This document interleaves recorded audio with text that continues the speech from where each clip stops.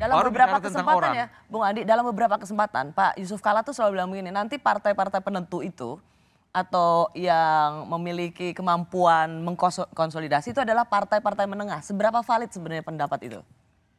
Nah, valid karena hanya ada satu partai yang bisa koalisi. Yang kedua, karena distrik magnitude yang terlalu besar, terjadi proses mediokrisasi partai-partai politik Indonesia. Jadi distrik magnitude atau alokasi kursi per dapil yang terlalu besar, 3-10, itu studi dari Seth Soderbergh, itu menghasilkan pemenang partai itu tidak akan dominan. Sementara partai-partai cenderung ke tengah, karena ada kursi sisa yang diperebutkan oleh partai menengah dan kecil. Nah ini yang menjelaskan mengapa fenomena PD Perjuangan menang 34% tahun 99 tidak akan terulang sepanjang distrik magnitude masih besar. Nah ini yang kemudian mengakibatkan partai-partai cenderung ke tengah, perbedaan antara bahkan P3 yang cuma dapat 19 kursi dengan pemenang kedua itu tidak terlalu jauh. Ya. Nah di situ jadi proses untuk saling mengunci terjadi. Dan konversi suara ke kursi juga itu Konversi berpengaruh. kursi. Ya. Tidak ada Tapi yang dominan. Terakhir kan ada perubahan ke Senlik ya. Dan Cuman itu sedikit konteks pertanyaan saya adalah partai-partai menengah itu yang justru mengkonsolidasi untuk apa? Koalisi sebagai pengusung capres-cawapres. Karena adanya 20% threshold untuk presiden ini, pencalonan presiden, maka terutama bagi partai-partai yang tidak bisa jalan sendiri. Kalau PDIP memang sudah bisa jalan sendiri, tapi yang lain-lain harus berdua, harus bertiga. Ya. Nah, menyatukan pandangan kalau mau berdua atau bertiga ini. Kami dengan Golkar bisa berdua misalnya, begitu juga Pak Jazilul PKB dengan Gerindra bisa berdua. Tapi ada juga di mana kita harus bertiga.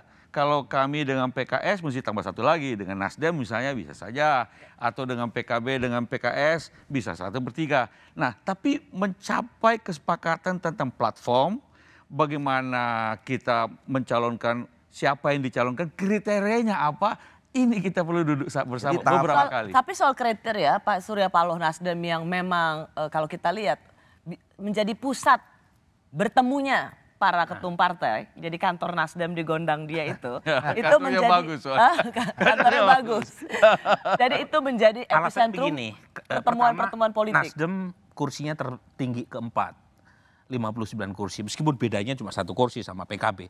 Tetapi secara umum Nasdem adalah peraih kursi terbesar keempat dan secara terbuka menyatakan ketua umum maupun elit partainya tidak dicapreskan di 2024. Dan itu membuka kemungkinan buat partai lain yang mungkin punya kepentingan subjektif mencapreskan atau mencawapreskan elitnya untuk menawarkan diri. Dan kalau tadi ngikutin tadi ada tahap-tahapan ta'aruf, terus kamu mengambil kesepahaman, kemudian mengambil kesepakatan gitu ya. Ini sebenarnya kan proses komunikasi ini nggak baru 2-3 hari yang lalu, ini udah setahun yang lalu sebenarnya. Kalau kita melihat apa yang dikatakan oleh Pak Surya Paloh, 3 capresnya yang diusung oleh Nasdem itu adalah Pak Prabowo, Ganjar Pranowo dan juga Andika Perkasa. Ganjar Pranowo, bukan Prabowo. nggak ada Prabowo. Ganjar Pranowo, Prabowo PKB Pak Rosi. Udah langsung dibajak oleh PKB. Jadi sebut hijau. Ganjar Prabowo dan juga Andika. Dari 3 nama ini, partai-partai apakah memang mereka akan ikut dengan capresnya Nasdem?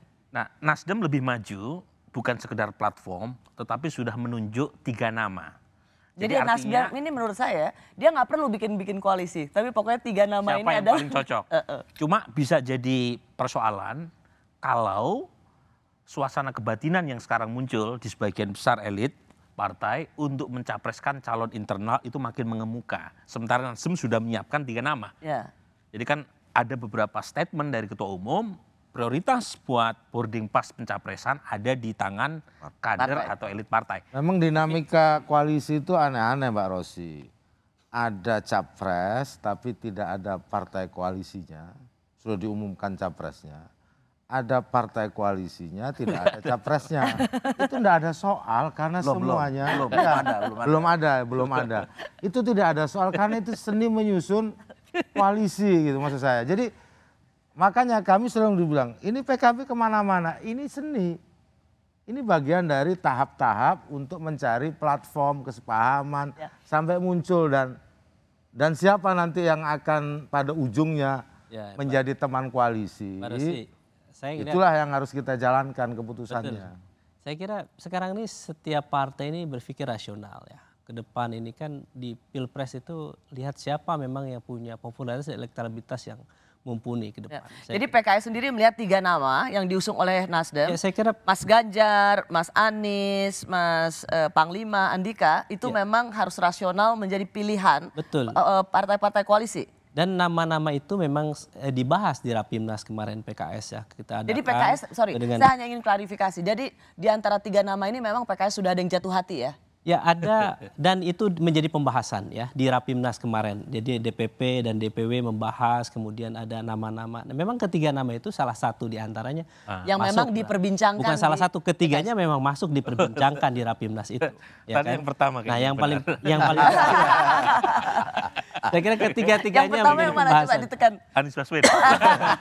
Tidak hanya Pak Anies, saya kira Pak Ganjar juga pembicaraan, Pak Andika. Jangan dong Pak Ganjar punya PDIP.